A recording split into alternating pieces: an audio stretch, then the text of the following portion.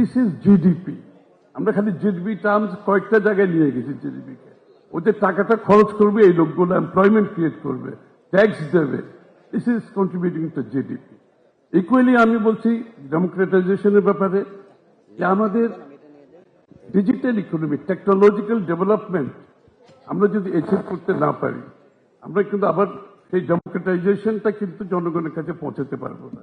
এই জন্য আমাদের যেটা প্ল্যান আছে সেটা হচ্ছে দুইটা বিষয়। একটা হচ্ছে পাওয়ার এনার্জি সেক্টর, আপনি কোনো কম্প্রোমাইজ করা যাবে না, এখানে ইনভেস্ট করতে হবে, এনশিওর করতে হবে এই পাওয়ারটা বাংলাদেশের প্রত্যেকটি এলাকায় যদি আমরা পৌঁছাতে পারি।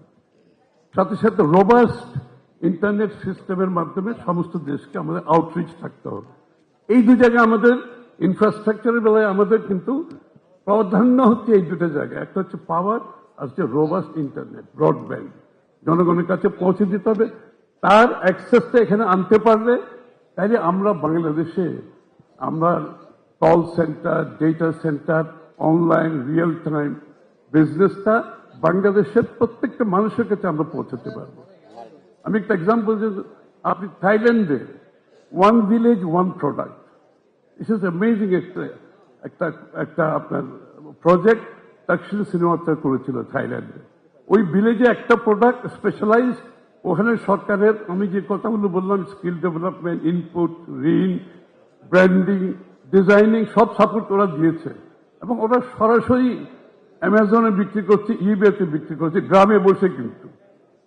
সুতরাং এই যে আমাদেরকে ইনভেস্টমেন্ট করতে হবে এই জায়গাগুলোতে, যে আমাদের সাধারণ মানুষের কাছে পাওয়ার রোবাস্ট ইন্টারনেট পৌঁছে দিতে হবে, যার মাধ্যমে এই ইকোনমিতে ওরা সবাই অংশগ্রহণ করতে পারে।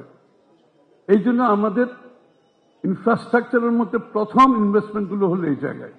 এবং আমাদের এই ইনফ্রাস্ট্রাকচার বিনিয়োগের মধ্যে 2-3-4টি জিনিস আমরা খেয়াল করছি।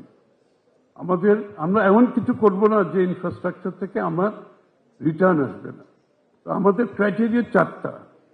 যে বিনিয়োগ আমরা করব সেটা হচ্ছে 1 নম্বর ভ্যালিউ ফর মানি, আপনি যে ইনভেস্টমেন্টটা করছেন value for money. Number 2 return on investment, এটার উপর আমার রিটার্নটা কি হচ্ছে দেশের মানুষের জন্য। কাজ হচ্ছে জব ক্রিয়েশন হচ্ছে কিনা, আমি এমপ্লয়মেন্ট ক্রিয়েট হচ্ছে, এটা কি সবচেয়ে বড় প্রায়োরিটি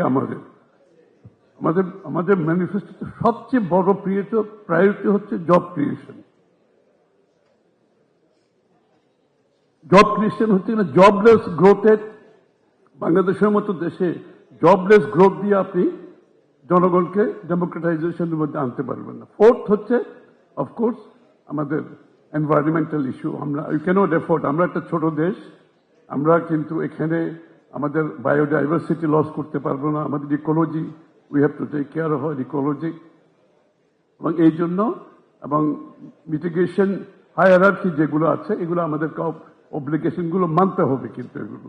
তাহলে environment is very important, and environment is also attracts lot of investment. আজকাল কিন্তু ইনভেস্টমেন্টের সাথে এনভায়রনমেন্ট সব জায়গায় কিন্তু ইটস এ কমন ফ্যাক্টর। সুতরাং আমাদের ইনভেস্টমেন্ট প্রায়োরিটি হচ্ছে এই 4টা জায়গায়। এবং এর সাথে বাংলাদেশের মানুষের এমপ্লয়মেন্ট ক্রিয়েট করতে হলে যে জায়গাগুলো আছে আমরা যেগুলো করেছি, এগেইন ডেমোক্রেটাইজেশন অফ ইকোনমির ওই থিম থেকে আমি কথাগুলো বলছি। Sports is a big economy. আপনি দেখবেন ব্রাজিলের মতো, তো আপনি অস্ট্রেলিয়াতে ইজ এ বিগ ইকোনমি।